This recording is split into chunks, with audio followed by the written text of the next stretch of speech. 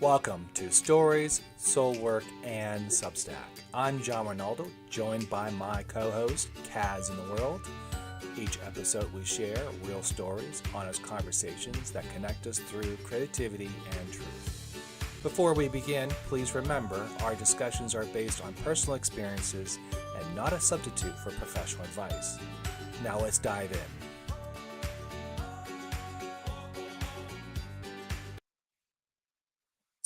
Hello, everybody. My name is John Rinaldo, and I'm joined with our co-host, Kaz. How you doing there? Kaz, I'm sorry. I'm good.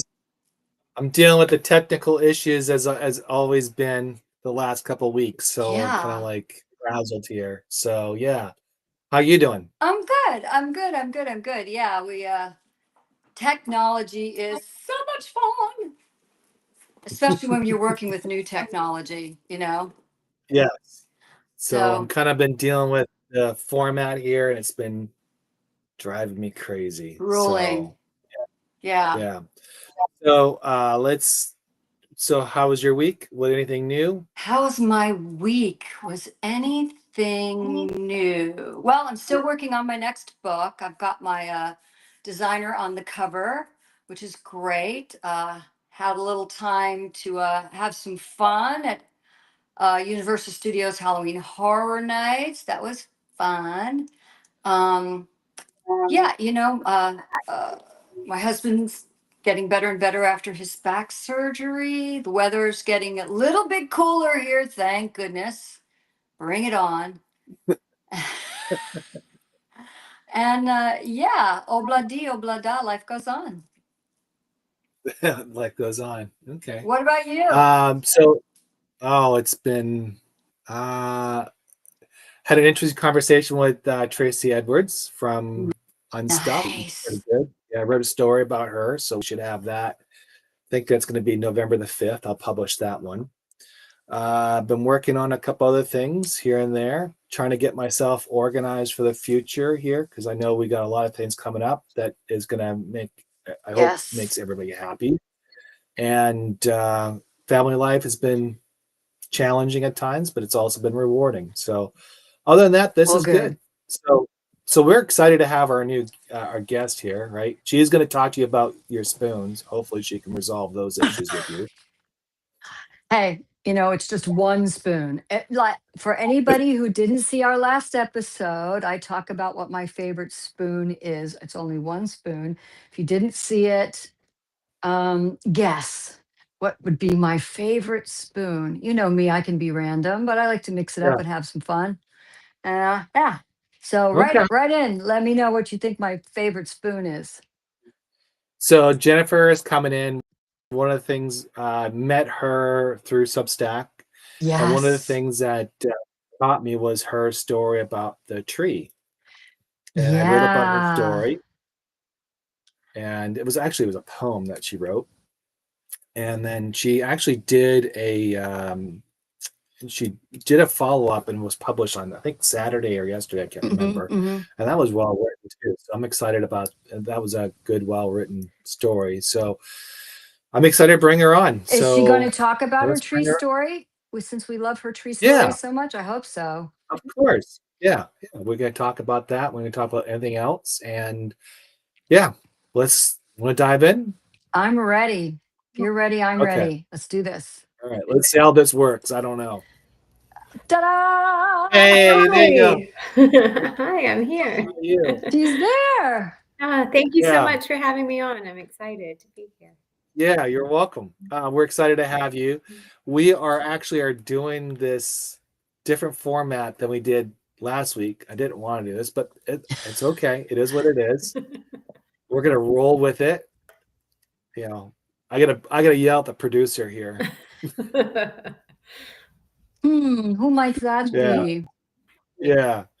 So Jennifer, we were just talking about your story and how we got connected. Yeah. Do you want? What captivated me about your story was how you just let it as a different perspective and how that you resonated with that. And sometimes I'm a big believer that, Mother Nature's a great place for energy and Yeah. for healing and all that. And we were raised, especially coming from Vancouver, Canada, you were raised to go out in the forest and actually hug a tree. Mm. Because Yes, I have tree it's hugging true. It is. pictures. It's a true story. And you were literally put out in the middle of the forest and basically hug trees and learn to live with nature and be part of nature and all that. So, We but I love think that. well, I live on the East Coast now, and that's not really a norm per Yeah, se. not at all. No, that's not it. So tell us okay, one of the things I really want to talk about is when you met that tree. Now, you talked about that in your story, but what was your initial response to that tree when you approached it? Like, Okay, so that tree, if no one has seen, if you haven't seen it, had this very facial, it just looked like a face in a tree, and it was kind of scarred into the tree. And so my initial reaction was like, wow, it looks unhappy. Oh. And then I kind of started thinking, like, how could this tree be unhappy?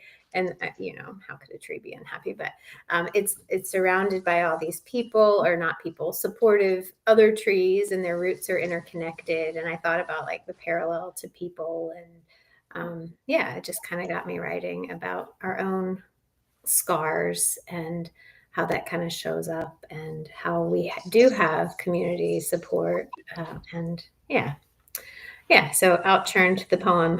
It just Yeah, are you community, like a connection. Yeah. yeah. The roots are all so? intertwined with trees, Yes. Yeah, and they kind of hold it up, and none of them fall because they're all kind of connected to these other trees in the system. And so got me thinking there's a lot of parallels with humans. Isn't there a book about roots? I forgot. Isn't there one about that all roots are connected? Oh, I don't know. Yeah, there was a book.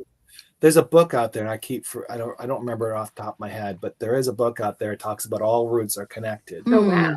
I didn't know that. Basically, all souls are connected. I love that. So I believe that. Yeah. We're all connected Yeah. by energy. Yep.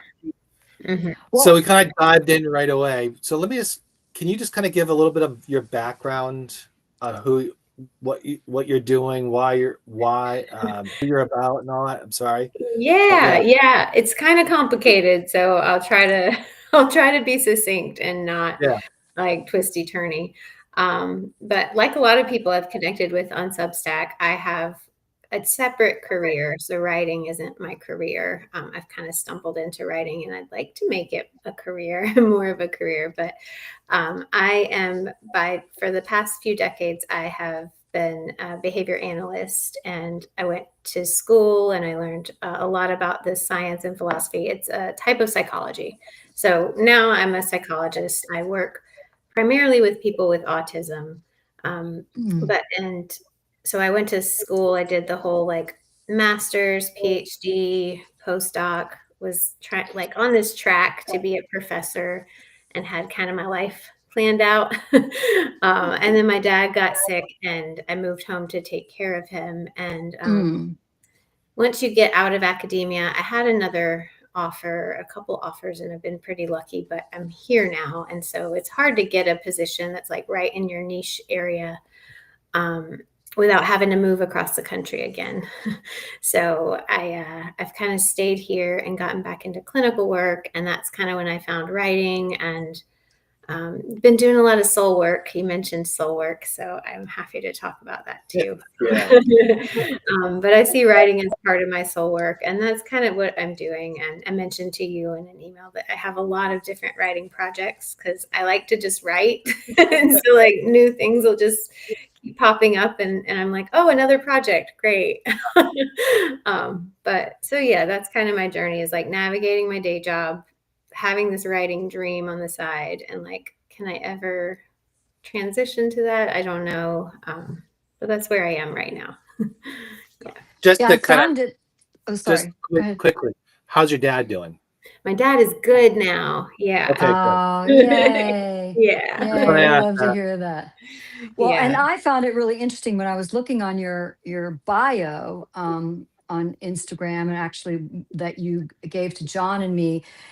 So you've got three publications, and Everyday Behaviorist is your primary publication. Yeah. Is Yeah. that true? And then That, you've got Behavior Curious. I mean, I read that and I was like, yes, yes. I try to be a student of my own behavior, and that automatically makes me a student of others' behavior. But yeah. sometimes we don't have any control of that, so we know that. And then the other publication, this is cool, and I would love you to elaborate. Operant Spirituality. Yeah. Thank you for thinking that's cool. It's very cool.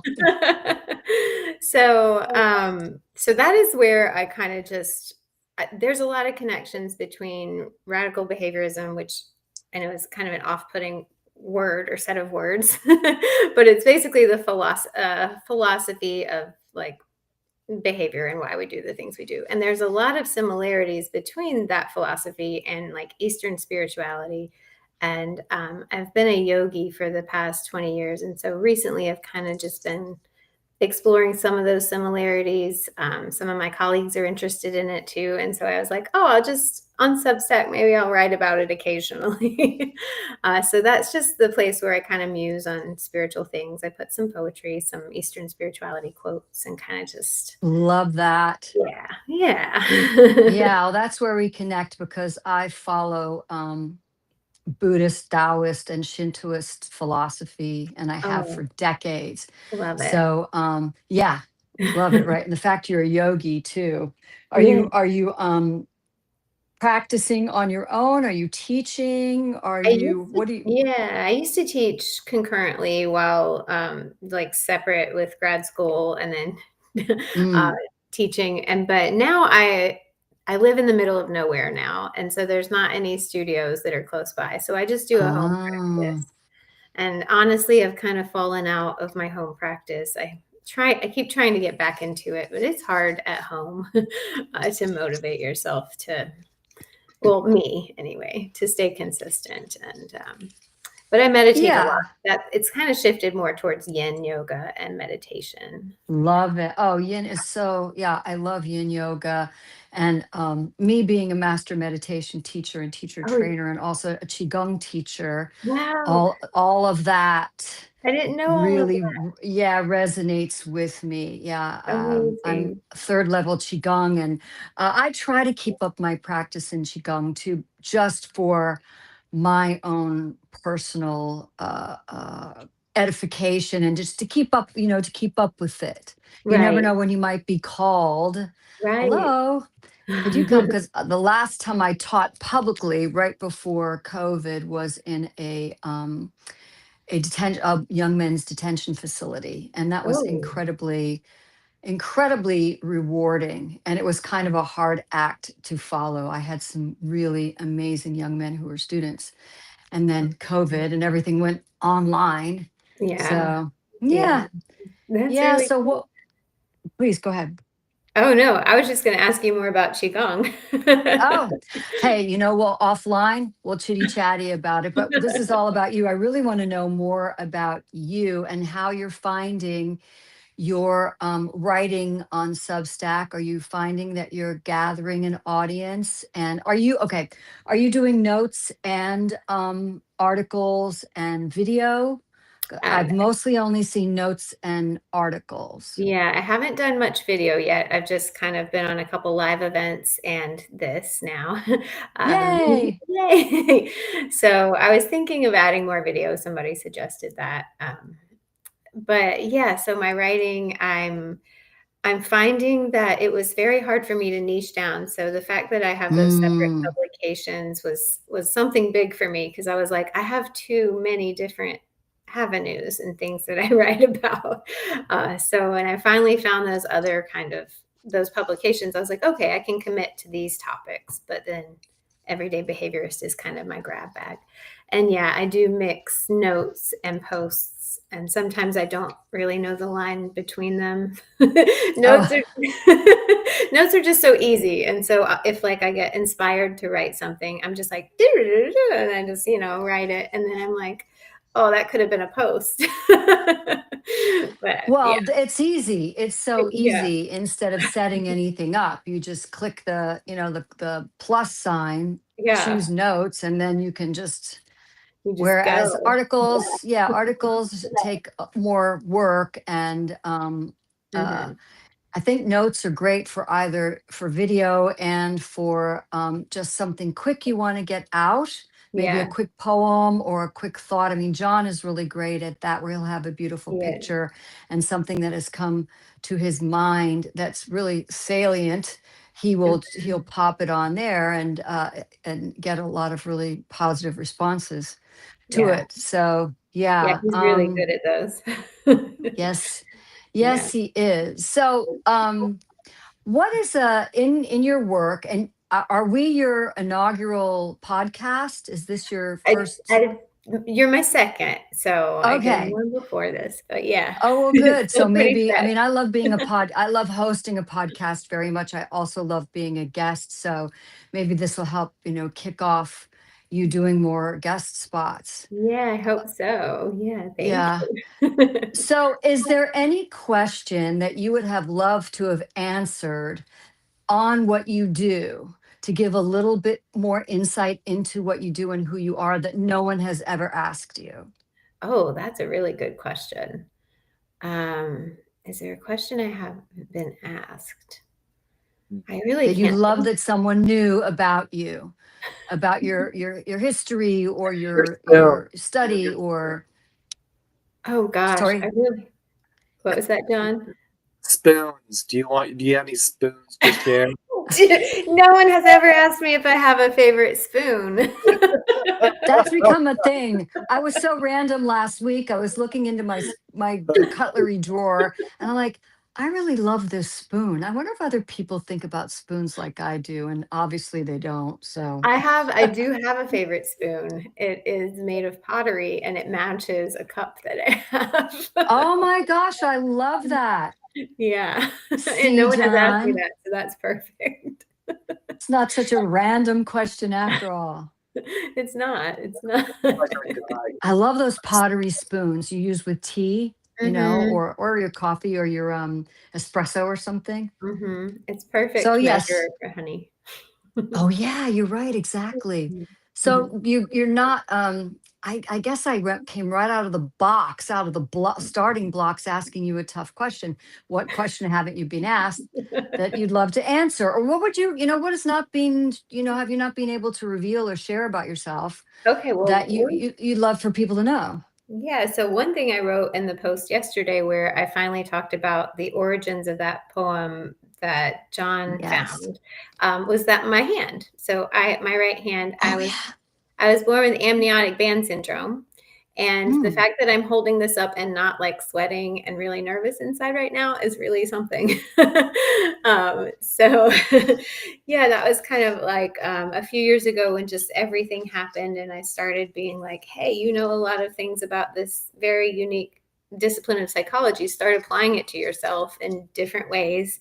That was one thing I started to do was like, okay, I could be more open about my hand. Like, why am I spending all this time and energy putting it in my pocket, hiding it, carrying things funny? Like, there was just so much in my life where I was uncomfortable about it. And that was one of the big Oh. first things I was like, okay, like let's do some exposure therapy. Carry 2 drinks across the restaurant and just do it. You can do it. You're not going to die. And I did it. And it Oh. was a big, like, that was like my first big moment. Yeah. And people looked and Wow. I was like sweating and I got to my partner and I like started crying and he was like, what are you crying about? My hand. And so I explained, but yeah, so like after that's something I haven't been able to talk about, and I've written a lot about that. So Would can you we dive care to in? share? Can we, yeah, can we, Can I ask a could you, question? Yeah, Was I this want to know something? about her hand. I want to, Yeah, was because I'm this sure you're not something? the only person on the planet. yeah, No. I'm definitely not. No, Was no. this something that happened as a child, or is this developed over or how did Um, this started? yeah, in vitro. So it's amniotic band syndrome is when the placentic bands split apart inside and they just kind of float around and they can wrap around. They usually wrap around limbs and obstruct growth. So, Oh. So was your childhood, were you kind of like traumatized a little bit as a child? And you're kind of in like, a lot of ways, and because everyone was like, oh, it's not a big deal, but then it was a big deal to me, and so it was a lot of invalidating my experience of everything. And there's like a lot of little things you don't think of, using your hand publicly, sports, writing, arts and crafts, like cutting. Like there's just a lot of little things that I would get very nervous, and I had a lot of like childhood anxiety. And that, and how that affected you, like with studies and like in, you know, developing relationships, where you're always like the last in per se, or were you kind of like, because I don't take you as a very aggressive person, personality yeah, wise, not in a, not a negative, yeah. but like you were not a forward person personality. So were you a lot more reserved and shy and kind of like, or was that intentional, or was that, how was that to you? Yeah, I was kind of shy. I don't know if it was intentional. Like I don't know if I wanted to be more open and I wasn't. I think I was just always kind of just a shy, quiet, introverted kind of kid. But then in my teenage years, I got kind of rowdy. I had a group of I had a group of friends, and we got kind of, more boisterous. Expressed yourself. Yeah, I did. I did. Yeah. And then in college, kind of backed off again. Wasn't like the cool cat anymore. It didn't have like that group, So it kind of has ebbed and flowed. But in But how did terms that, of, how yeah, does go that ahead. affect your adult, like how did that, you know, having your hand the way it is and knowing it's there, because really if no one paid attention to it, they would not realize you had that, Yeah, I right? know. But I know It's it's subconsciously you're always thinking about it, because you say, oh, this is what I got, and I don't want to be exposed for it. Did that hindered you at all throughout your adult life, or Yeah, is that something, Mm. how yeah, did you overcome that, it other did. than just doing My the exposure therapy. yeah, yeah. Well, I think it has been a slow journey, even though I say like, okay, at one point I decided, let me work on this. It was probably over the course of years leading up to that. Cause like I did yoga, and that was always a challenge, like going into the room and Oh putting yeah. down in front of people. And so that was a little bit of exposure therapy before, but that was in a very contained situation. And so I got Mm. good with it there. But outside of there, it affected my life in a lot of ways, like handshakes. It, I always got so uncomfortable. And finally, I learned, somebody taught me the trick, just like stare at people in their eyes and they won't look down. So I just stared, Interesting. intense eye contact. Yeah. Uh, Squeeze their um, hand as hard as you can. Yeah. But then also like little choices, like my career, like I was interested in science, but I couldn't hold like things, and like in biology class when you would do the slides and stuff, and I couldn't hold things or put on gloves, and the gloves would really obstruct things. So like I could have maybe gone for a career in medicine. That's like I just didn't pursue any of that because of my Was hand. it, so that's the physical setbacks you had, especially in yoga, because yoga has some major moves. You need both hands, balance, all that Yeah. kind of, like, Yeah. were you restricted in the physical sense on yoga, or you I don't. Yeah, no? not really. I'm kind of lucky to have movement between my fingers. Like some people's fingers are formed together, and some people don't have any. So I'm And lucky to have. webbed. Yeah. Yeah, I'm lucky to have operable digits, and mostly in yoga, I haven't experienced any setbacks. But when it comes to like gloves, are still my nemesis. Especially Like, when wearing doing those. gloves, doing fine motor movement. My handwriting's atrocious. Things like that are just. Are you left-handed or right hand? Is that your left hand? It's my right hand, and I'm actually Oh, it's your right right-handed. hand. And Yeah. you're right-handed. Wow. Yeah. Okay. Well, I eat with my left hand. I throw with my left hand. I compensate with my left hand a lot, Okay. but I write Gotcha. with my right hand. Yeah. But the most Wow. amazing thing is you became a yogi regardless. Yeah. You've been a teacher, you have your own practice. I Yeah. mean, you had the motivation and the determination and the desire that Yeah. I there's no reason why I cannot be a yogi. And Yeah. ta-da, you know? It's Yeah. and that is really good inspiration to other people. Thank I you. would think. I would hope I that hope. people who are thinking, I've got this going on or that going on, I have this disability or I have this kind of circumstance where I'm limited. And wow, look what she did, and look where she's come, and look at the career she carved out for herself, and look at the writing she's doing. Why the heck can't I do that? Well, I can, and I'm going to. So Yeah. Yeah.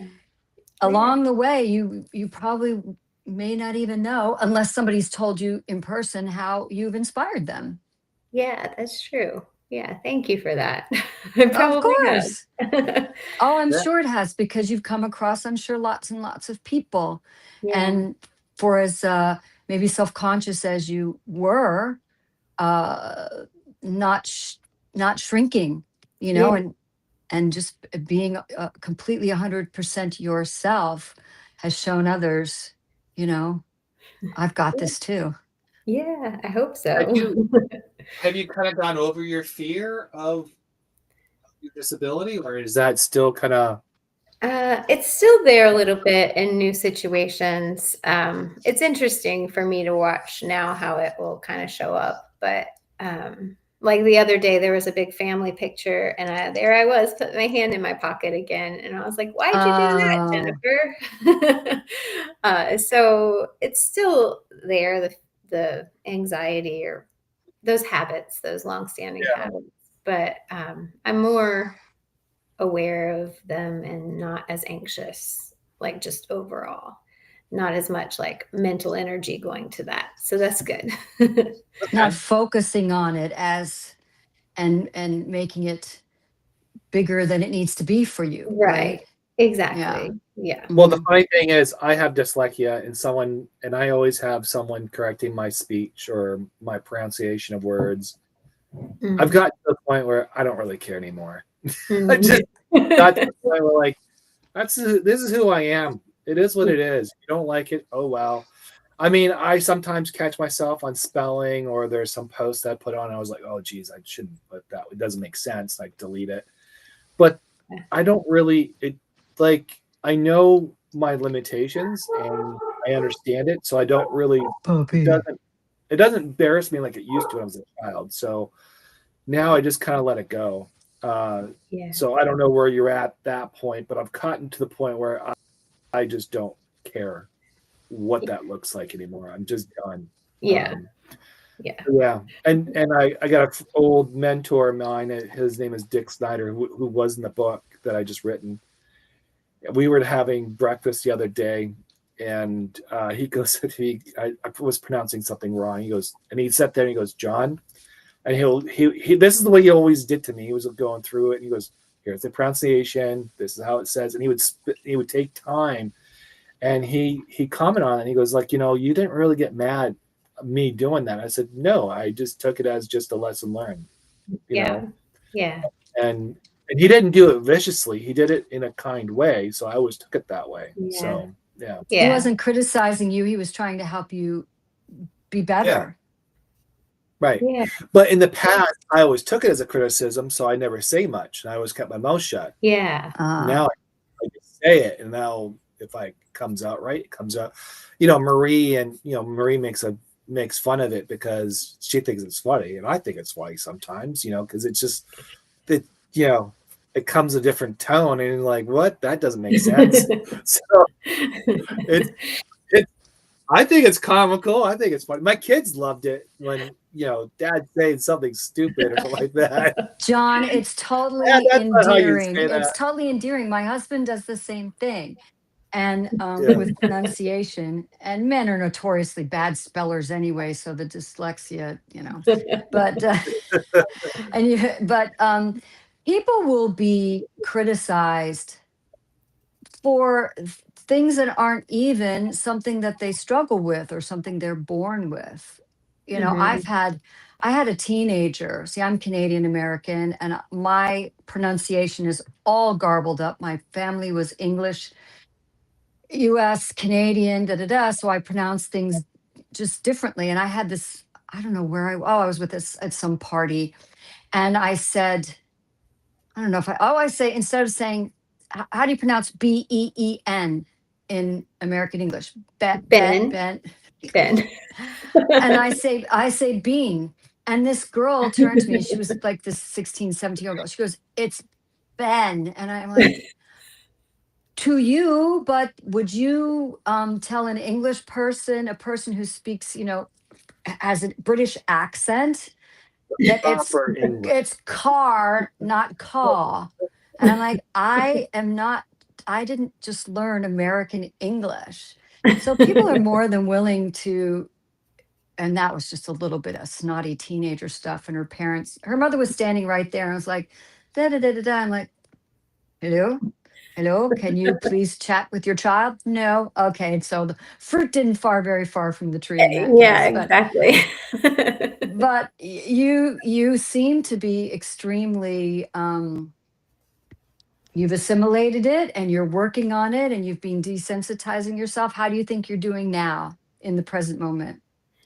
I think I'm okay. I actually got a little nervous talking about it just now, so like now I'm coming down from that. Oh, do you feel it, was it okay? You feel okay about Oh it yeah, though? it was good. Yeah. Okay, You want good. more Every pressure? new More pressure? No, right.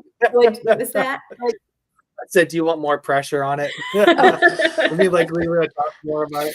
No, I'm good. Just I'm good. I'm kidding. coming down from that one. I'm good. Now, do you possibly think that because that it maybe could subconsciously have contributed to, well, you also said just because of your dexterity, you didn't become a physician, but do you Mm. think it could have possibly led to your career in the behavioral sciences? Yeah, I do Your think so. I do.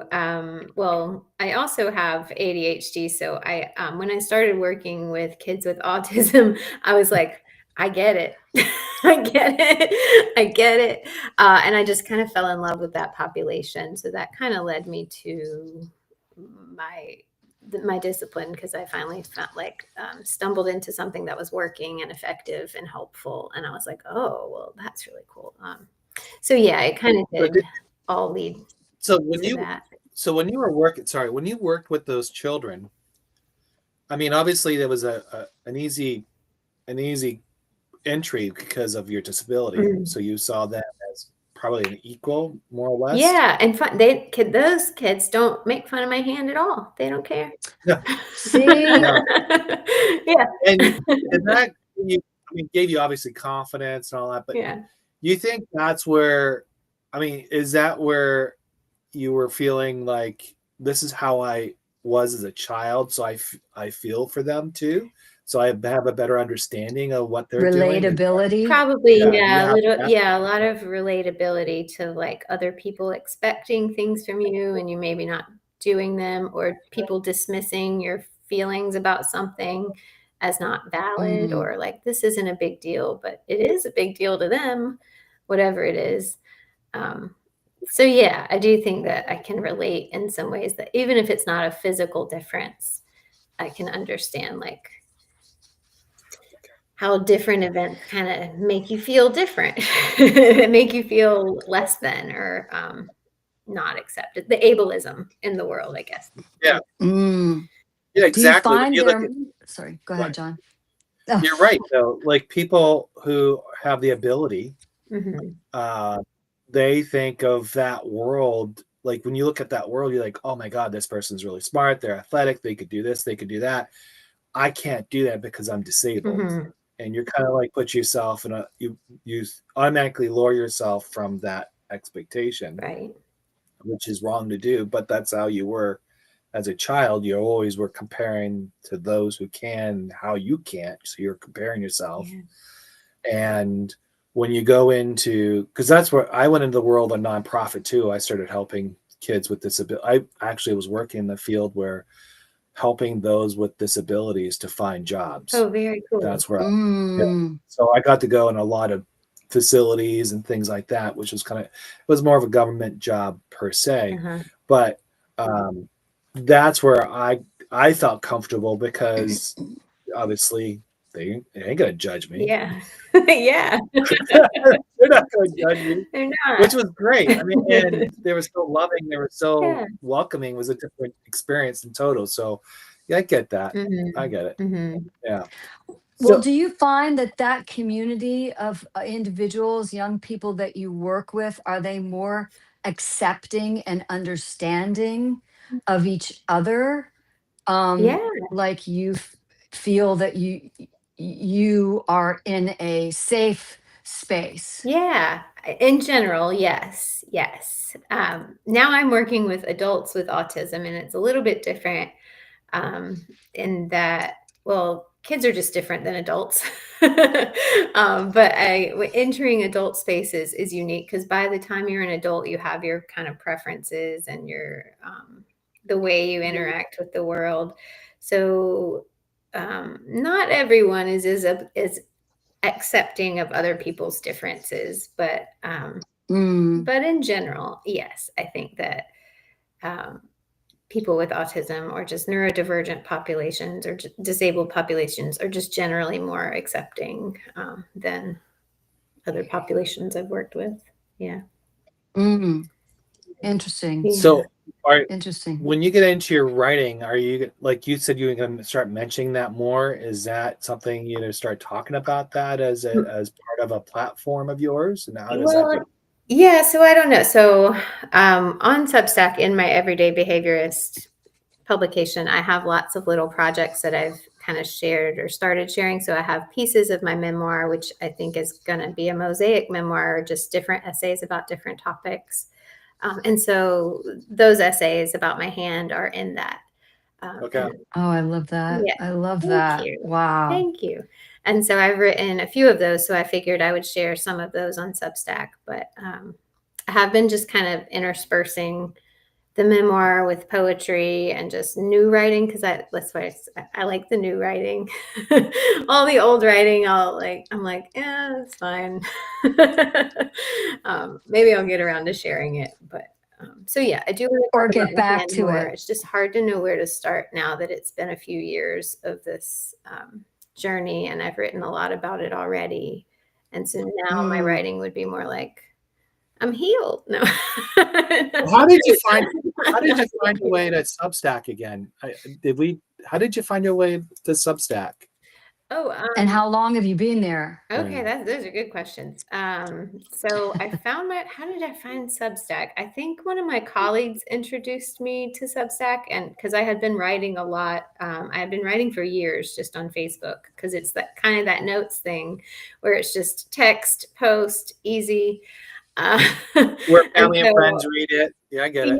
yeah, my friends read it, my colleagues, and I made it public, and so other people found me, and that was lovely. But then eventually I started, so I had this writing practice, like daily writing, and then I started having fiction pieces, and so I started getting weary. I was like, I don't know if I want to put these on Facebook, and then I started. And then my colleague was like, well, you could use Substack for that fiction. And I was like, oh, okay. And so I Mm. put it there. And then I was like, maybe I'll just move more of my writing to Substack. And so that's kind of what I did. And I think that was in February. And it was kind of a slow start because I did not understand Substack at all. It took probably till July until it clicked. But it was just like not making sense to me coming from Facebook and Instagram. And that was kind of my world. But yeah, Have you found a community of mine like yours? I And I you think kind of so. Yeah, I found some really good people on here. Some really supportive friends. I good. I yeah, and you're one of them. And Isn't he? He found lovely. me too. So, Yeah, he's pretty yay, John. amazing. And so yeah, I'm finding a good community. I'd love to do something like you do where you write about other people and lift other people up. I think that's just so amazing. Thank you, but it is time consuming. Yeah. I'm learning to. I have to dial back a little bit because it was consuming me big time. Yeah. So all that interviewing and collaboration. I mean, it was your articles are extremely comprehensive. Mm-hmm. So you take your time to get to know someone. Like I've said, since you did one on me, that you totally nailed me, and you just can't, you know, talk to someone for just a couple of days and go, got it, got him. Pretty uncanny. Pretty uncanny. That's a very good word. Uncanny. yeah, so like you said, thank you. No, he's flattered. He knows in there. He's blushing a little bit. Anyways, let's move on. Carry on before John Yeah. has to leave. But, Has you know, to that's go one off of stage. that's one of the things I don't do well is take compliments. I try. You must learn that I was whipped into a frenzy by someone because I couldn't do it either. You know, I was performing so much and people would come and, oh, it was so good, blah, blah, blah. Oh, thank you. No, it's, oh, thanks. You know, like, what is wrong with you? It's your talent. It's your ingenuity. It's your ideas. It's the way you know, it's express yourself. It's helping other people. You're not like, yeah, I'm just the best thing that ever happened. And look out, world. Here, John Rinaldo's coming and nobody else can hold a candle to me. You're not like that at all. You're very humble in being as talented as you are. Own it. Own it. Yeah, so writing those long format, I decided to write long format probably about a year ago because I really wanted to make sure I told a story because sometimes the story didn't really come out the way I wanted to, because I needed to add. So that's why that came out.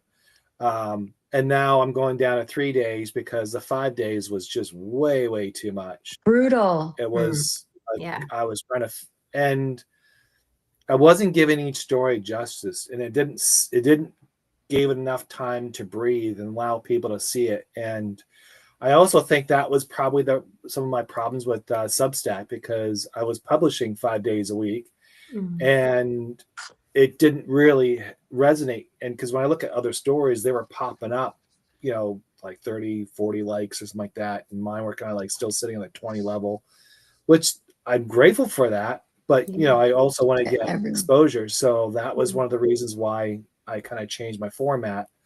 And also want to devote time to podcast. And I got some other things I'm working on that I kind of want to start doing. So that's sort of my strategy behind that. So the everyday behavioralist, is that also, like you said, you do your memoir, or is that all your memoirs under that name? Yeah. Okay. That was kind of the handle that I chose in the beginning 4 years ago. And so I just stuck with that. Was the first thing I made on Substack. And so I just stuck with that as my eclectic kind of, I put my memoir in there. I have fiction stories. I have. So they're going to be all commingled in that category, or are you going to separate those out? No, they're all commingled in there right now. I thought of separating them out once I understood what publications were, which took me a little while. Yeah, that's okay. Like, oh, that's what I should have done. Oh, so you know what? That's a good thing. I think a lot of people don't know that. So the publication. So this is the reason why I want to start doing more of different type of writing. I'm trying to write books, right? So I use Substack to write books. So I used to create a publication, and then I would say, okay, under this publication will be all the storyline of that, and that would be my first draft. And I would publicize it, and I would leave that publication on there, and I would create publications. And then I would archive it when I was doing the book. And then I published the book. But people got to read it on site. So that's one of the benefits of doing that in Substack, where you can actually name a category if you're going to start writing, organize it, and you say, okay, this publication is all going to be this devoted to this. And then if you decide to put that in a book, you could turn that over and say, okay, I'm going to put it into a book. I'm going to archive this one here so I can start selling my book or whatever you do with it. Yeah. So just to share some tricks that I've learned over the years. And that's what I was doing with Behavior Curious, because people were like, oh, so you're telling us about behaviorism and everyday behaviorists. And I was like, actually, no, I'm just writing from my point of view as a behaviorist. And so then I was like, well, I guess I could write more pedantic kind of teachy stuff about behaviorism, and maybe I could fill in like a little niche or a gap that we don't have. Yeah. And so that's why I started Behavior Curious. I was like, I can tease out some ways to talk about this stuff that's kind of more teachy, but also lay friendly. And so that's what that is. Like, maybe it'll turn into a book, I'm hoping. Then I realized, I love that. thank you. I love that, because I'm such a, as I mentioned before, such a student of my own behavior, which ends up making me a student of other people's behavior, which you have no control over. Yeah. But then that helps you understand yourself better too. Yes. So I find that to be for people like us, to be really important type of publication. Yeah. Thank you. Thank you. Yeah. Sure. That was the idea with that. But so now I'm thinking, like, it would be nice to have one for my memoir, and then I could just put it all there and fade that back. But I really don't want to overwhelm people. I feel like I'm already like a little ping pong ball all over the place. But yeah, I understand that. I get that. I have, so my two main ones are the daily inspirations, and I got in remembrance. I'm an historian, so I like writing about history. So in remembrance, I'll put, and they get published simultaneously. Like, I don't do two at the same time. I'll do each every other day or something like that. Or if I have something historical, I'll write it and I'll put it as in remembrance, because it's just more of a history thing. Daily inspiration is anything that I don't think is going to categorize to either one of them. And even in daily inspirations, what I find out is there might be something I've been writing on a little bit here and there, and I was like, you know what, that should go in its own publication, and that create a whole new publication. So it's just when you're writing, and this is just my experience, when you write and you're writing constantly about stuff, you start seeing a rhythm, and you start seeing a connection between each story, and you're like, you know what, there's something we need to talk about here. And then what I love about Substack is that you get an instant feedback. Hey, this is hitting home for me. This is hitting home for me. And you know, if one or two people are feeling something, there's going to be 10 more that feel that way too. So it just gives you a validation to continue to write that piece or that topic or that cause or that direction. And that's how I use Substack in a lot of ways. So yeah, and that's kind of how I use it too. As well, for my new pieces, I'm like, does this hit? Like, is this something that's interesting? And then for my old pieces, I kind of want that interactive feedback, like, especially for my memoir, when people were like, oh, this really hit home for me. I'm like, okay, good, because I wasn't sure. As a standalone essay. And then that's my other question, is like, it's a standalone essay, cool, but as the book, are you going to like it more or less? Like, you know, people are getting like small. That's good reflection. Small. Yeah. I don't know. So that's good reflection. I also like when I post something and someone makes their comment about it and says, and ... this is my experience, or to add on to that, or to contribute to that, to expand on what you just said. And then you've got this dialogue, almost, kind of like a collaboration going between you and someone else, you and a couple of other people. And to me, that's what Substack is all about. There's so much in my sphere, and I watch and read what people are interacting with John. There's this kind of collaborative spirit, and I that's why I love being on Substack, and I've all but abandoned the other two that I work on. So I know several people who I was on a podcast last week, and she said, yeah, this is home. This is my home. This is it. And she's doing exceptionally well. But I'm happy here. I love my subscribers. People are reading me, following me, listening to me, and I'm doing that with them. That's great. Have you dealt with anybody bullying you or trolling you on Substack at all? I had a couple in the beginning that were a little uncomfortable, but I sorted through them, and so no, not really. Knock on wood. Oh goodness. What did you, No, what did you You- do? Did you block them? Or? She sorted them out. I sorted them out. I think by that, I mean, one of them I told and I talked to about it, and it turned out it was a misunderstanding. And then the other person I just had to block because it was not friendly. I was like, that's not why I'm here. And then I've had a couple messages of the men who want to treat it as a dating site. And I'm like, yeah, also not why I'm here.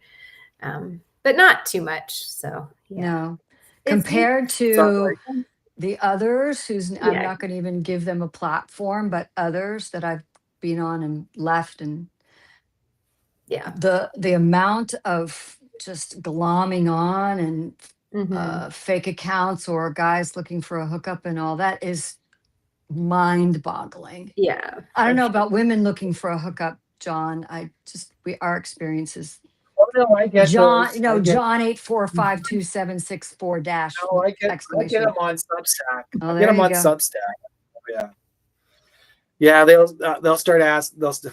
How old are you? Where do you live? I had one the other day, and I was like, "Look, I'm not interested in my relationship later, right?" And so I said, "So what do you?" So they asked me what I did for a living or something like that. I didn't say much. And I said, "Well, what do you do?" And they talked about they're in the stock market. They're a professional broker. And I was like, okay. Sure you so are. What about CPI? What about CPI? And they're CPI is coming out this Friday. What do you think? Right. And a generic answer, right? And I was like, that's AI an answer, right? And I looked it up and it was obviously an AI answer. And I was like, I ignored. You made them sweat. You made them sweat, and they went to ChatGPT. Oh my gosh! What's CPI? It was funny. That's funny. That was an index for marketing. But here I got a question from Juliana. She said, "Hi, Juliana. How do you work with those kids that have a high vigilance? On the differences and help them build confidence?" Ooh, that's a good question. So I don't work with kids anymore. So just wanted to be clear about that. I did kind of start my career that way and did that for a couple of decades. But okay, so high vigilance on their differences and help them build confidence. I'm not entirely sure if I understand that question, but building confidence, I'd say, is the job of multiple people in a person's life. So everyone that has contact with them just kind of has to be on it about the types of words they're offering them in terms of like supportive phrasing and praising and things like that. So one thing interesting in research that we found is that like generic praise, like good job or terrific, is not as effective as you're a good person. I really like how you worked on this. Like, way to be adulting. That's something I say now. I don't say that to kids, but so the more specific your praise, the more likely you are to kind of build that confidence in them and give them something to repeat back and say about themselves. And so, yeah, those are some ways that kind of help build. So when we were doing, we had a lot of these, and we had a lot of people that we worked with, and some of the organizations we all know is like Easter Seal, the Goodwill, and there's a lot of them in your community that you're not aware of, but they are there. Yeah. And one of the things that autism kids, one of the things that we always thought that were great was their repetition all the time. Yeah. And they would master something really, really fast. But there was an interesting thing that I learned through that process. We did janitorial as one of the services. A person with autism, you couldn't just give them, say, here's a bathroom, go clean it. Yeah. You couldn't do that because they would self-destroy themselves. They'd go into like into a corner and start crying. And I don't mean that in a negative way. I mean that literally. That's what they'll do because they're just confused. And one of the things that these job coaches that they would do is they would teach them to start in a corner and say, okay, this is where we start. And then boom, because repetition, that's what they needed. Yeah. Consistency, that's what they needed. Okay, I do this. This is what I use here. This is the cloth I use here. This is what, like, they'll start going through that bathroom. Yeah. And that bathroom is probably a lot more spick and span than anybody else can. Attention to detail, because Yeah. detail they were is very detailed. Yeah. Now I tell you this though, so remember, this is a job coach situation, so we're always looking for people to bring on their staff full time. But we always warn them that, hey, if you bring this person on, you need a job coach. And they say, oh, not a problem. And then employers will employ them, give them a great benefit, all that stuff. And then within 6 months or within 2 weeks, it's not working anymore. No job. It's destroyed. The relationship is gone because the kid has no interest in showing up anymore because of all that. So when we were in there, we're cautious of, like, we set the expectations. We didn't want to go. We talked to the owners. We talked to people. We made sure they understood. And I think and people with disability, they're not looking for praising. They're looking for recognition. Mm-hmm. Like, I have a purpose. I can do this. Yeah. And the more they do that, that is way, way more powerful than saying, yeah, attaboy. Yeah. It's like they feel they got something, and saying, wow, you did a really great job on that. I'm like, wow, like, and explain why you did a good job. And they take that in as a great thing. So they've made a contribution. They feel like they're making a contribution. Yeah. And adding to this circumstance, this situation, this job. They're adding to it instead of feeling like they're being consistently monitored. I go to a theme park with my son, and one of the parking attendants is on the spectrum, and she's absolutely the sweetest woman. And yesterday I have a handicap sticker, and I transferred it to my other car, and I'd forgotten it. And so I drove up, and I still had the sticker that they had given me for the previous time I'd gone. And I rolled down my window, because most of the time they're like, just keep moving, lady. And I said, may I ask you a question? And I left my placard, and I need to park closer. And you can see I have the blue sticker. And she said, oh, yeah. She took the cone away that was cordoning off the first row. She goes, I know you. I trust you. And I've seen you before. And she just expedited that I would have an easier time in being in a better parking space. And it made her so full to be of service and to be helpful. I mean, so much more demonstrative than anybody else would be. Just, tell it walking, but she could tell, could tell I was being honest and not trying to get over on her, and to tell her a story. Right. That astute recognition of people being real. Right. Yes. Yeah. That's a really good way to put it. It's that, they do seem to have this uncanny ability to just find, like, any insincerity. Like, if you're kind of just superficially praising versus those real statements, like you're saying, honesty, and like John was saying, like the actual description of what's valuable. I find that. So I got a funny story. So we were doing a project, and it didn't.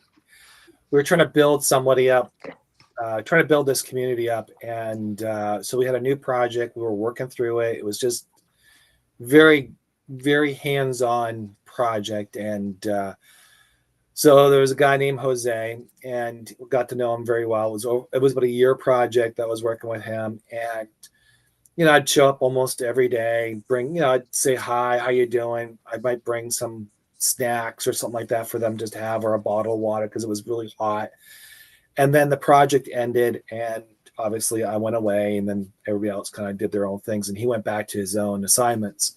And it was like 2 years later, something like that. 2 years later, I come walking into the facility, and we're talking about something completely different. And all I hear, and we're in a big warehouse, and I was on one side, he's on the other side. He goes, "Oh my God, look who came back." He comes running. "How did you do this to me? Why would you do this to me? Why didn't you come visit? You know that I Oh, love you. What's going on? oh, Oh, How's family?" He starts going this whole, like it's like a lost friend, and oh. yeah, they were actually wrote about him, and that was kind of like the thing. That's it didn't matter how bad your day was. You walk in those facilities, and you just felt loved. It hmm didn't matter. You just felt great. You felt loved. You felt like, okay, I'm doing something, and that was the beautiful part of working in that job. The rest of it I didn't like, but that was the best part. Yeah. Well, that's a good segue. I want to ask Jennifer, this is the community, which is diverse in neurodivergency, Mhm. but they don't seem to develop this facade, this desire or ability to for subterfuge or facade or kind of I don't want to say, I don't know if I want to say dishonesty, but putting on a face. Right. Yeah. Can you speak to that at all, of the Um, fact that they're so transparent and on, I mean, they will be honest to a fault. Just like right. children, little children will say, "What happened to your hair? I don't like your haircut." Or, why did you say, "I heard you down the hall, you said a bad word." Or, "How Mhm. come you left Uncle John?" There's just so transparent and just honest to a fault. Yeah. Well, I think it's amazing and an amazing quality for us to adapt to like the rest of the world. I'm in the neurodivergent bucket, so I also have that hard time faking it. But I also did a lot of faking it for my life, just like masking. What we call it, masking. So just trying to fit Mm-hmm. in. Mm-hmm. But there is that, I think once people start realizing, like, oh, this is masking, oh, I'm just trying to fit in, and then it starts to kind of fall away because it feels just inauthentic, and like, oh, I'm just not going to give energy to that anymore. um, but a lot of the people I work with they don't do much masking, and I find that really something amazing because they just don't seem to care. And I don't actually know where that comes from.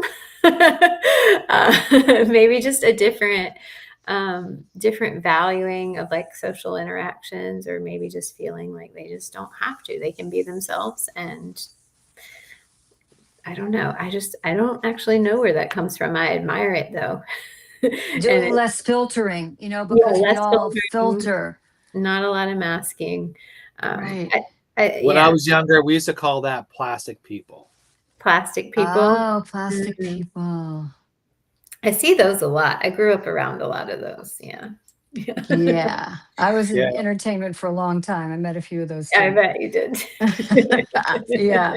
Sorry. No, as they Yeah. say, no cap. I can't slang. Oh, come on. I've tried to use slang. Okay. No, I no cap. I don't get what it means, but I think I used it right.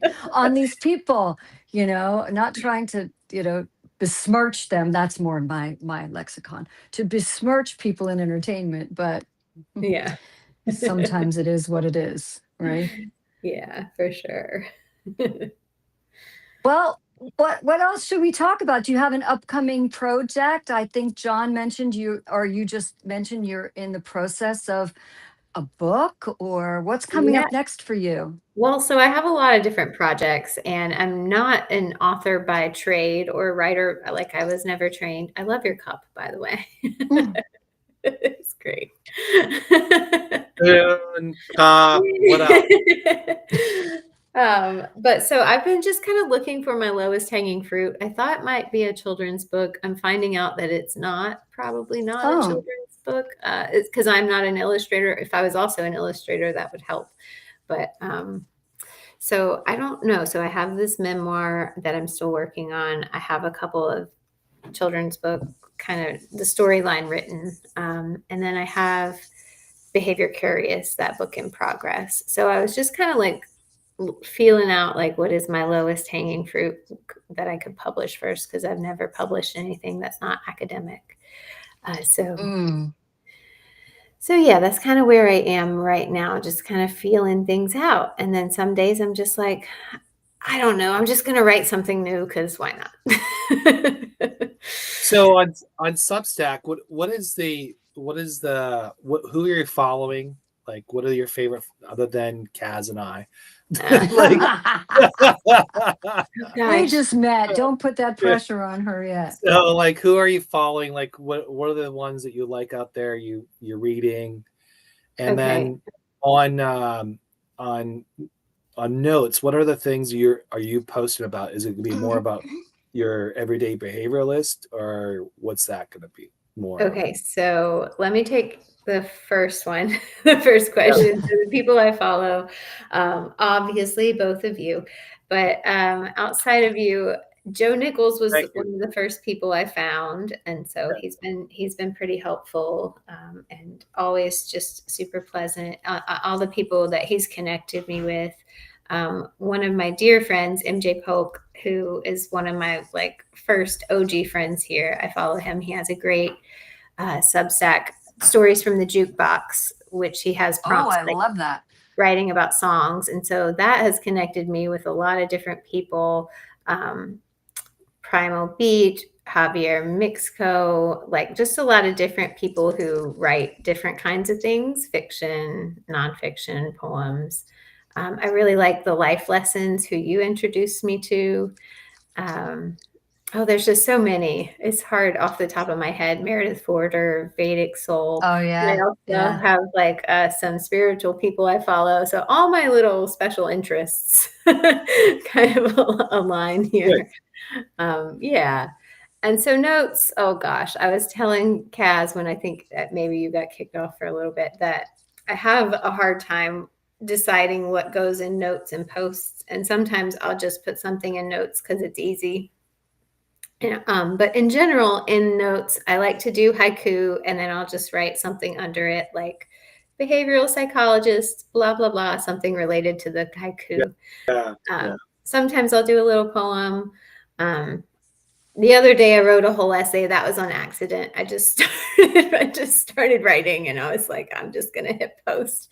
Just channel it. Just channel Yeah. it. If you follow my notes, you just be a little patient and be like, okay, Jennifer's just all right. That data point was out there, but she'll get back on track. She's treating it like Facebook. Yeah, she's treated like Facebook. Yeah, just we'll help her get back on track, or just yeah. So is it fair to say Substack has kind of like defined you a little more better than other social medias platforms? Yes. Substack has helped me find more of like my writing voice, and it's definitely helped me connect with other writers who know what they're doing. It's helped me learn a lot about the writing process indirectly and directly, because people write about writing.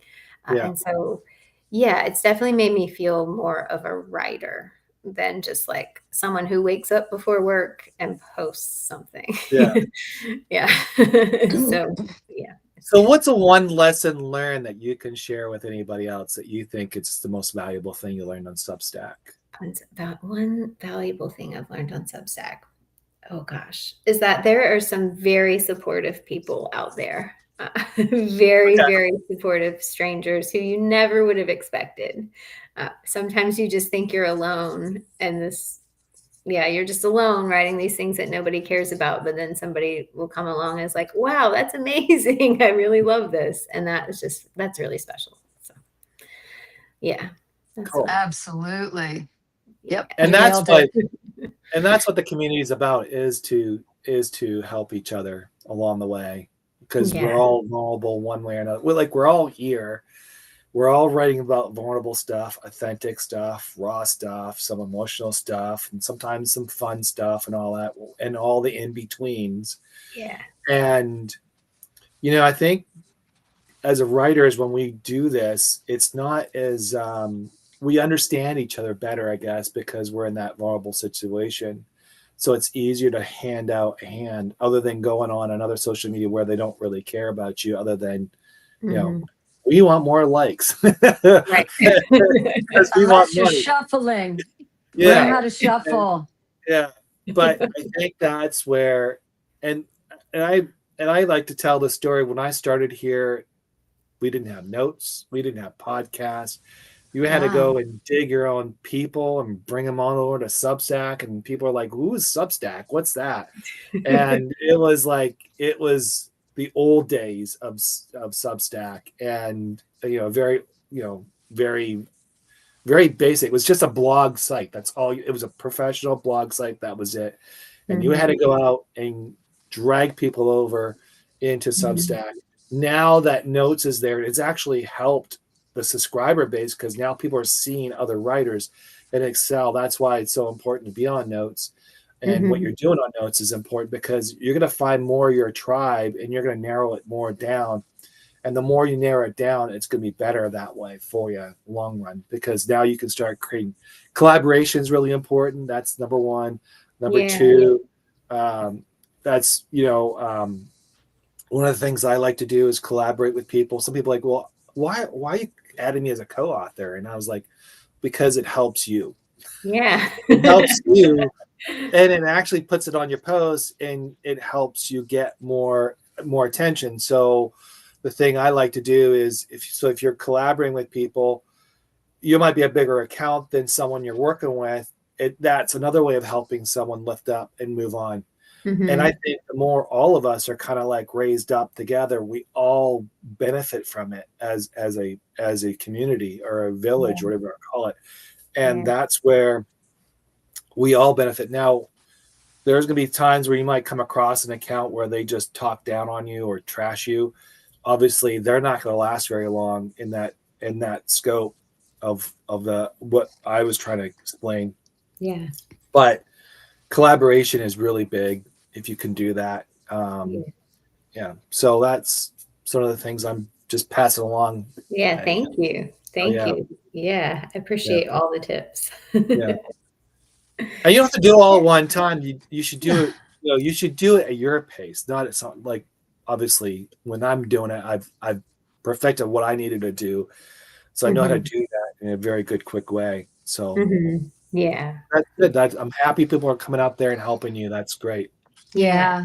Yeah. It's hard going out on your own. I mean, even a golfer has a caddy and, all of that. Just when you feel like you're an island, but you're not really. You're surrounded by a lot of people, and you are connected to the mainland, and it just evolves. I mean, I just came up on being on Substack for 4 months, and I'm very content. I'm content with how I say. I'm not so scheduled like John. If I feel like posting 7 days in the week, I do it, and then some weeks I'm like one article, and I know that my subscribers are, well, you get them used to how much you are posting, so they know maybe when something's going to pop out. But I don't know, maybe I just want to keep them guessing and keep them yeah, how can you miss me if I don't go away, Yeah. You're such an abuser to your readers. I am. I'm so nasty to them. Oh my gosh, no. They are so freaking great. I mean, it is just the dialogue that we get into. And that's the other thing. We just have sometimes, and I can be off the wall. Let's face it, people, we all know this, but I find people that we humor each other, we banter, we start bouncing off of each other. There's one guy who writes satire, and I just love him, Bill Yun, and he's writing satire, and we can just have this little party of bouncing satire off of each other. And and haiku. I mean, I Yeah. love haiku. Dear friend of mine, who actually was my son's Manny when I lived in Vancouver. Yeah. He writes sustainability papers. I mean, it's really on the ecology of South America, and it's so labor intensive and sometimes extremely dry. And he has these papers published, and how he gets out of that mindset, and expands himself as he is a consummate haiku writer. I mean, he sticks to all the rules of haiku, the timbre of it. But he doesn't write senryu. Senryu is a cousin of haiku, but it's darker and more humorous, where haiku is like you have to have a cutting word and all this kind of stuff. And he would humor me when I wrote haiku. He'd say, yeah, you're not quite there. And then the next 3 or 4 or 7 tries, good job. I went, you're just humoring me, aren't you? He said, yeah, we need to get on to you writing something else.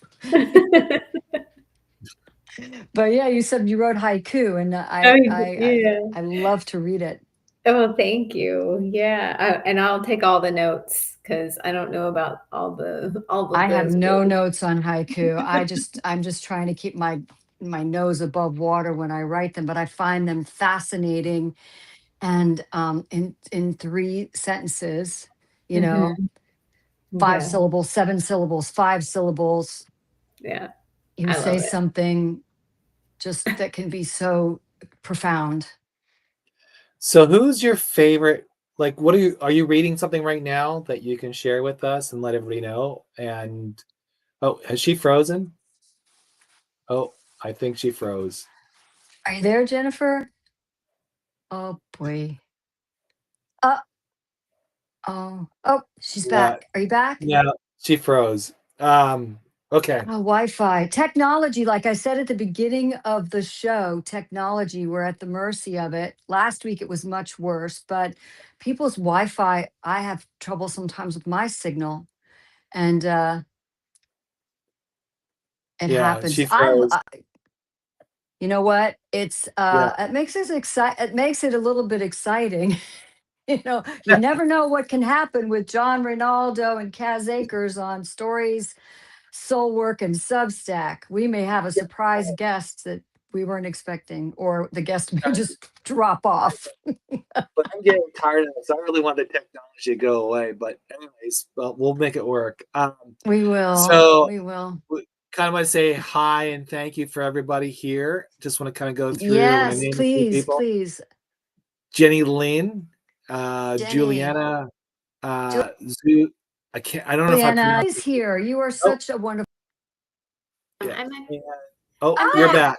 She's We're back. just doing we're Reading just doing some thank um Thanks. yous. Sorry, I could hear you, and you were like, "Oh no, she's gone," and I was like, "I'm here." we just saw a big picture of a big face with a big huge smile with your hand waving. Oh I'm just yeah. kidding. I'm just kidding. I'm kidding. No, we were just thanking the wonderful people who have been here. I Oh love to yeah. thank our viewers, because they are the reason we could just do this, just the 3 of us, to nobody. We'd still have fun, but not as much fun, I don't Right. think. So I want to know a couple things, 2 things. What author do you what is more of your writing style? Who do you like as authors? That's number Uh-huh. 1. Number 2, is there a book right now that you're reading that you think other people should read? Okay, so I'll answer in reverse. I'm currently reading Dear Writer by Maggie Smith, which I'm really Mm, enjoying. Yeah, she's teaching me a lot. And Okay. she used to have a Substack. I looked for it, but I couldn't find it. Um, really? yeah, so maybe she did the same thing that you did, John, where she had the book and then archived it when she had the book. I don't know, Oh, maybe. yeah. But I'd say, oh, gosh, I have so many influential authors. I mean, for the past decade or more, I've been very immersed in my field. So most of my reading has been like academic kind of that. But my non-academic favorite writers are people like Carl Hyacin, Margaret Atwood, Tom Robbins, Maya Angelou. Gosh, who else comes to mind? I've got a whole, let's see.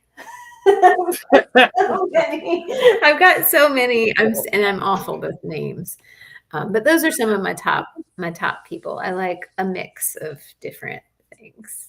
Okay. Yeah. Right on. Yeah. What about you, John?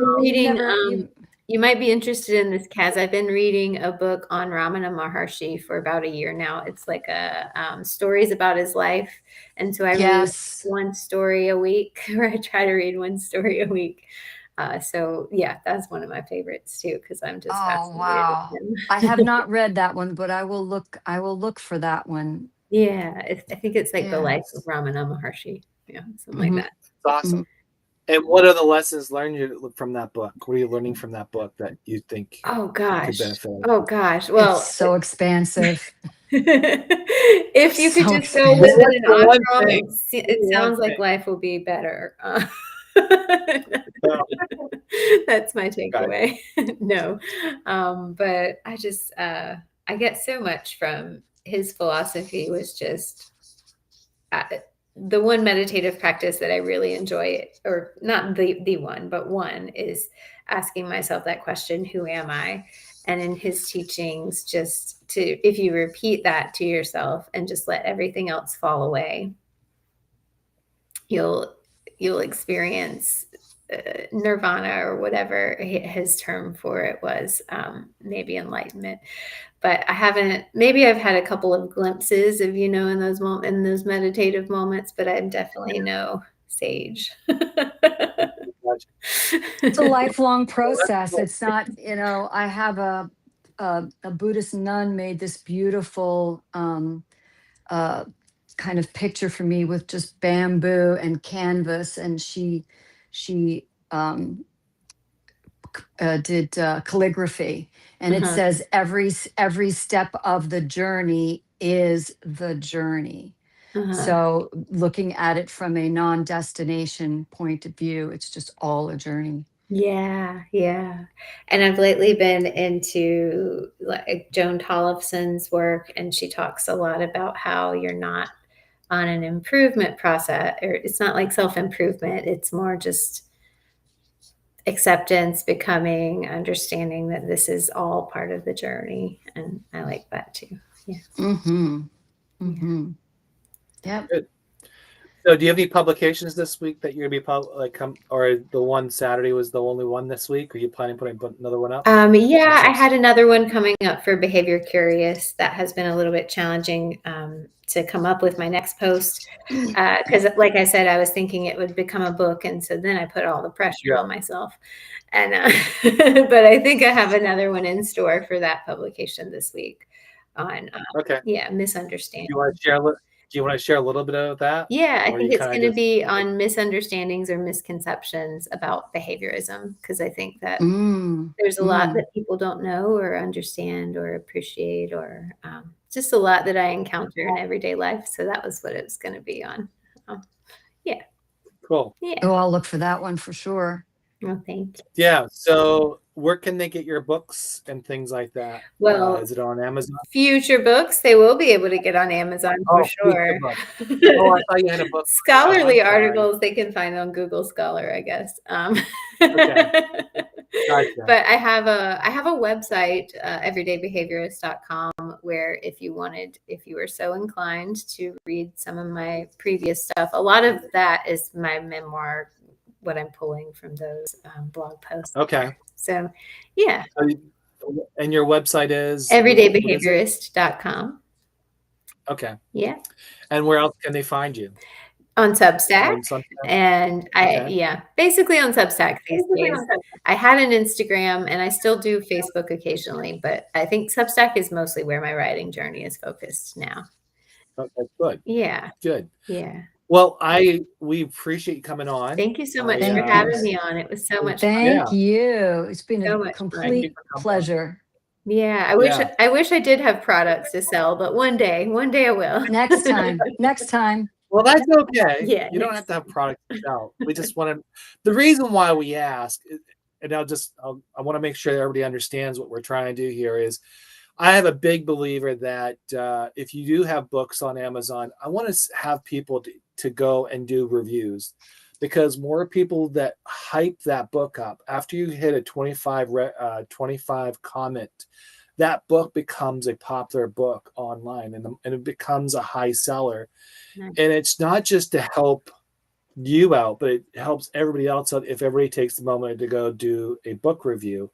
And the more people do that, the better it is for our community, because that's one way of supporting each other. Yeah. And then once that book hits over 25 comments and everybody's seeing those comments, then all of a sudden that goes into another tier, and then it becomes a popular book on Amazon, and it just jumps up. Nice. So that's the reason behind I do that. And I think it's important, because we're all writers. We're all trying to help each other. Why not write a review for somebody to do that and go from there? So that's one of the things I like to see happen in this community. So that's why I preach, and hopefully people will take on to that and do that. That's what I'm hoping. So yeah. Anyways, we appreciate you. Thank you very much. Yes. And we look forward to seeing you again, maybe with another book. I would love right? that. And thank you sharing your abilities with us. Yes. I don't want to call them disability, they're abilities. Thank you for letting me share. It was good. Yeah. Yes. That's something I didn't know about, so thank you. Yeah. Well, I probably did know about it, but I didn't really connect it. But thank you. And and if it's in reading her story, it's on her Substack about the tree. It's very beautifully written. It had her poem. It kind of hit me in a way. So so thank you. And thank you, Kaz, for being here. Thank you, John, as always. Thank you for another episode here. And thank you, To all our everybody out there. viewers. To our viewers. Someone talked about Godfather. I'm not bringing that up now. That's done. We're on to spoons, and I have something else I'm sure next week. So what's your favorite spoon? Write me and tell me. All right. Thanks, everybody. On, everybody. Thank you. Bye. Thank you. See you next week for Thanks for listening to Stories, Soulwork, and Substack. We're so glad you're here. Hey, if today's you story there? made you think, Yes. smile, or feel something, share it with someone who needs a little light. You can find us anywhere you love to listen, on YouTube, Rumble, Spotify, Apple Podcasts, and other streaming platforms. And don't forget to subscribe to Kaz and John Substack for updates, behind-the-scene notes, and upcoming guests. Keep writing your truth, keep doing your soul work, and remember, your story matters.